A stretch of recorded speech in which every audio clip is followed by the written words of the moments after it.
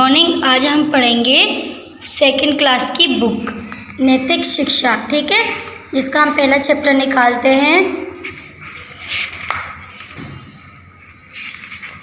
प्रेम और देखभाल। इसका पहला चैप्टर है प्रेम और देखभाल। अब हम इसके आगे पढ़ेंगे कि इस चैप्टर में क्या है। एक दिन सिद्धार्थ झील के किनारे बैठे थे, तभी एक सफ़ेद हंसों का झुंड उनके सिर के ऊपर से उड़ा।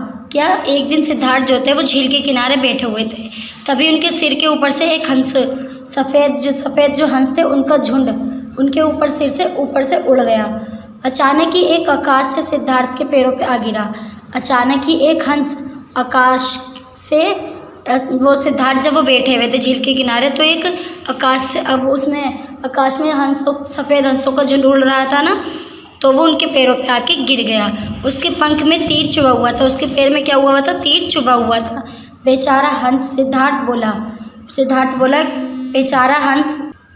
बेचारा हंस। सिद्धार्थ बोला, तुम डरो मत, मैं तुम्हारी देखभाल करूँगा। बेचारा हंस, वो मतलब तुम बेचारा हंस। सिद्धार्थ बोला कि तुम डरो मत, मैं तुम्हारी देखभाल करूँगा।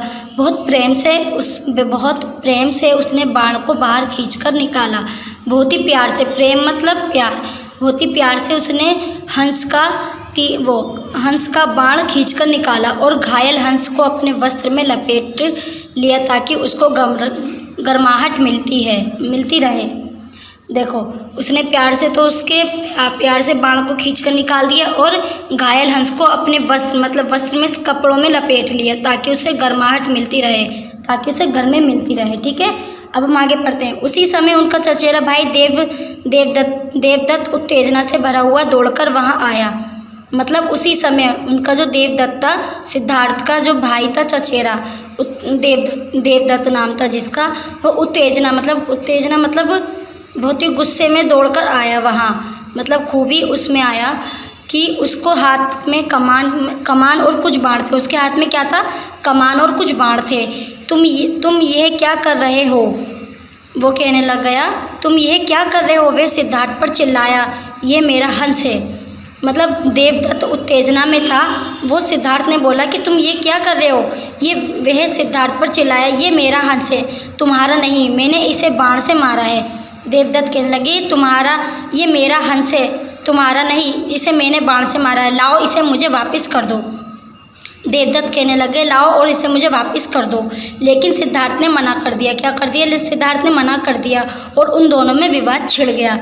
लेकिन सिद्धार्थ ने मना कर दिया था कि मैं नहीं दूंगा इसे। उन दोनों में विवाद मतलब लड़ाई छिड़ गई। दोनों लड़ते रहे परंतु दोनों में किसी ने हार ना मानी। दोनों लड़ते रहे और लड़ने के बाद भी दोनों ने किसी ने भी हार नहीं मानी। अंत में मतलब आखिरी में उन दोनों ने राजा के पास जाने का निर्णय लिया। क्या करा? आखिर में उन दोनों ने राजा के पास जाने का निर्णय ले लिया। वह बताएंगे कि दोनों में कौन सही है। राजा और उसके मंत्रियों ने दोनों की बात ध्यान से सुनी।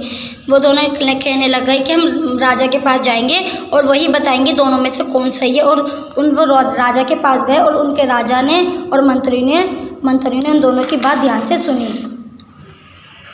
पहले सिद्धार्थ अपनी बात बताई और पूछा कि बताएं हंस को किसको मिलना चाहिए। मतलब पहले सिद्धार्थ ने अपनी बात बताई और पूछा कि राजा से बताइए हंस किसको मिलना चाहिए।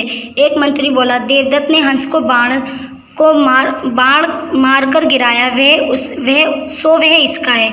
एक मंत्री बोला कि देवदत्त ने हंस को बाण को मार कर गिराया था, तो वह उसी का ही है। दूसरी मंत्री बोला, लेकिन हंस सिद्धार्थ को मिला, इसलिए वह उसे मिलना चाहिए। दूसरा मंत्री बोला कि लेकिन सिद्धार्थ को हंस मिला था ना, इसलिए उसे मिलना चाहिए। तो किसी को भी हल नहीं निकल रहा था इस बात का। देखिए, अब हम आगे पढ़ते हैं। यहाँ पर मंत्री कुछ निर्णय नहीं ले पाए। यहाँ पर भी कुछ जो भी मंत्री थे, राजा थे, कुछ निर्णय नहीं ले पा रहे थे। मैं सहायता कर सकता हूँ। तभी एक धीमी सी आवाज़ आई कि मैं सहायता कर सकता हूँ। सबने उस तरफ देखा। सबने क्या देखा? उस तरफ देखा। द्वार पर बहुत ही वृद्ध व्यक्ति खड़ा था। द्वार पर क्या खड़ा था? एक व्यक्ति खड़ा था, वृद्ध, जिसे पहले किसी ने नहीं देखा था। मतलब अनजान व्यक्ति था वो, और जिसने पहले कभी किसी ने नहीं देखा उसे वहाँ पर। हम आगे पढ़ते हैं। कोई भी ना तो दर्द का अनुभव करना चाहता है और ना ही मारना। ठीक है, मतलब वो व्यक्ति कहने लगे, ना कोई तो दर्द का अनुभव करना चाहता है और ना ही मारना। यही बात सभी जानवरों के साथ भी है। मतलब ना तो वो मतलब वो उसका कहने का ये मतलब है कि ना तो हम लोग कभी भी दर्द का अनुभव करना चाहते हैं और ना ही मारना चाहते हैं। तो यही बात हमें जानवरों के साथ भी करनी चाहिए। वह बोला, हंस को लड़के को उस लड़के को दे दो जिसने उसके जीवन को बचाने की कोशिश की है। मतलब वो वृद्ध व्यक्ति बोला था कि हंस को उस लड़के को दे दो जिसने उसकी जीवन बचाया है, ठीक है, ना कि उस लड़के को जो उसे मारना चाहता था, ना कि मतलब वृद्ध व्यक्ति कहने लग गया था सिद्धार्थ को, उस लड़के को दो जिसने उसकी जान बचाई है, ना कि उसको दो जिसने उसे मारकर गिरा दिया बाण से। ठीक है, आगे पढ़ते हैं हम। इस तरह सिद्धार्थ को हंस अपने पास रखने की इजाज़त मिल गई। इस तरह सिद्धार्थ को क्या मिल गया? अपने साथ हंस को रखने की इजाज़त मिल गई। उसने हंस की तब तक देखभाल की जब तक वह दोबारा पूरी तरह ठीक नहीं हो गया। उसने क्या करा? उसकी तब तक देखभाल करी थी जब तक हंस पूरी तरह से ठीक नहीं हो गया। किसने? सिद्धार्थ ने। उसके बाद सिद्धार्थ हंस को झील तक ले गया। उसके बाद क्या हुआ? सिद्धार्थ जो था वो हंस को झील तक ले गया और उसे उड़ा दिया ताकि वह अपने मित्रों के साथ मिल जाए। उसे झील के पास ले गया और उसे उड़ा दिया ताकि वो अपने मित्रों मतलब दोस्तों में मिल जाए। ठीक है क्लास, ये चैप्टर हमारा फिनिश हो गया। अब मैं आपको पूरी चैप्टर को दोबारा से समझाती हूँ कि इसमें क्या था। इस कहानी में तो यह था कि एक सिद्धार्थ नाम का लड़का था जो झील के किनारे बैठा हुआ था। ठीक है, झील के किनारे वो बैठा हुआ था। तो वो जब झील के किनारे पास बैठा था तो उसके ऊपर से एक सफ़ेद हंसों का झुंड उड़ा था। तो सारे झुंड उड़ गए थे, तो एक उसमें से सफ़ेद हंस उसके पैरों पे आके गिर गया था। पैरों पे आके गिरने के बाद उसने क्या देखा था कि उसके पैर में एक तीर चुभा हुआ था। तीर मतलब बाण होता है, ठीक है, बाण चुभा हुआ था और उस बाण से उसको बहुत दर्द हो रहा था, जिस कारण वो उड़ नहीं पा रहा था। तो उस सिद्धार्थ ने बोला, बेचारा हंस, मतलब तुम डरो मत, मैं तुम्हारी मदद करूँगा। और उसने बहुत ही प्यार से और प्रेम से उसका बाण उसके पैरों में से निकाल दिया और उसकी देखभाल करी और उसको अपने वस्त्र में लपेटा, उसे गर्माहट दी ताकि उसका जख्म जल्दी से ठीक हो जाए। ठीक है, जब इतने में उसका चचेरा भाई आ गया, वो भी उत्तेजना में, मतलब जब वो आए एकदम ही, तो फिर उसके हाथ में कमान थे और कुछ बाण थे। फिर देवदत्त सिद्धार्थ पे चिल्लाए कि ये तुम क्या कर रहे हो, ये तो मेरा बाण है, ये तो मेरा हंस है, मुझे दो इसे। तो सिद्धार्थ ने मना कर दिया कि मैं इसे वापस तुम्हें नहीं दूंगा। तो फिर दोनों में वो लड़ते रहे, फिर भी उन दोनों के कुछ भी हल नहीं निकला। इसी वजह से वो राजा के पास गए थे। राजा के पास भी उनका कोई हल नहीं निकल रहा था, मंत्री भी कुछ नहीं कर पा रहे थे। तभी एक धीमी सी आवाज़ आई थी, पर मंत्री कह रहे थे, पर मंत्रियों की भी किसी ने नहीं मानी। पर तभी एक धीमी सी आवाज़ आने लगी कि मैं सहायता कर सकता हूँ। जो एक वृद्ध व्यक्ति था, अनजान था उस देश में, उस जगह पे, जिसे कोई नहीं जानता था। तो उसने बोला था कि यहाँ पर भी मंत्री कुछ निर्णय नहीं ले पा रहे थे। तभी एक धीमी सी आवाज़ आई कि मैं सहायता कर सकता हूँ। तभी सबने उस तरफ देखा और द्वार पर एक व्यक्ति खड़ा था जिसे पहले कभी किसी ने नहीं देखा था।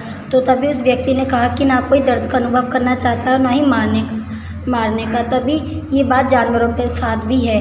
वह बोला, उस लड़के को हंस को दे दो जिसने उसकी जान बचाई है, ताकि उसे दो जिसने उसे मारा है। ठीक है, तो इस तरह से सिद्धार्थ को हंस मिल गया था। सिद्धार्थ ने उसकी बहुत अच्छी प्रेम से देखभाल करी और जब तक उसके पास रहा, जब तक वो पूरी तरह से ठीक नहीं हो गया। तभी सिद्धार्थ हंस को झील के किनारे ले गया और उसे वहाँ पर से उड़ा दिया ताकि वो अपने मित्रों के साथ मिल जाए। देखिए पिक्चर में भी है, जहाँ पे राजा और देवदत्त और सिद्धार्थ वो है जिसके हाथ में हंस है, ठीक है, और देवदत्त वो है जिसके हाथ में कमान बाण थे, और राजा वो है जिस पर गद्दी पे जो बैठे हुए, वो दोनों यहाँ पे फैसला हो रहा है उनका। और ये वो है जहाँ पे सिद्धार्थ को हंस मिला था और जहाँ पे देवदत्त ने उसको आके मांगा था, जहाँ उनकी लड़ाई थी। ठीक है, ये चैप्टर फिनिश हो गया। अब हम आपके क्वेश्चन आंसर पढ़ते हैं। देखिए अभ्यास के क्वेश्चन आंसर। पहले मौखिक प्रश्न। एक दिन सिद्धार्थ कहाँ बैठा हुआ था? एक दिन सिद्धार्थ झील के किनारे बैठा हुआ था। आकाश से उसके पैरों पर आके क्या गिरा था? सफ़ेद हंस। क्या गिरा था आकाश से उसके ऊपर? एक सफ़ेद हंस गिरा था। हंस के पंख में क्या चुभा हुआ था? बाण चुभा हुआ था हंस के पैर में। उचित विकल्प पर सही का चिन्ह लगाएं। उचित मतलब सही पर सही का निशान लगाएं। सिद्धार्थ ने हंस के पंख से बाहर खींच निकाला क्या? चाकू, बेल या बाण? बाण। राइट का निशान लगाइए थर्ड बॉक्स में। बाण। देवदत्त के हाथ में और कुछ बाण थे। क्या थे? थैला, कमान या टोकरी? कमान। देवदत्त के हाथ में कमान और कुछ बाण थे। सेकंड बॉक्स में राइट का निशान लगाइए। सिद्धार्थ ने हंस को अपने वस्त्र में लपेट लिया। गा। सेकंड बॉक्स में सेकंड पॉइंट है वस्त्र, तो इसमें राइट का निशान लगाइए। अब हम पढ़ते हैं थर्ड क्वेश्चन। निम्नलिखित वाक्यों के सामने सही या गलत लगाएं। ये क्वेश्चन आंसर है, इसके आगे हमें सही और निशान लगाने हैं।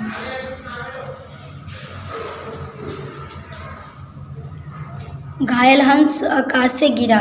राइट। राइट का निशान लगाइए यहाँ। सिद्धार्थ ने हंस देवदत्त को देने से मना कर दिया। राइट। राइट का निशान लगाइए यहाँ पर। उन्होंने न्याय के लिए राजा के पास जाने का निर्णय लिया। राइट। राइट का निशान लगाइए। सही। हंस देवदत्ता को दे देगा। नहीं, रॉन्ग, गलत। तो यहाँ पर रॉन्ग का निशान लगाइए। ठीक है। अब हम पढ़ेंगे फोर्थ क्वेश्चन।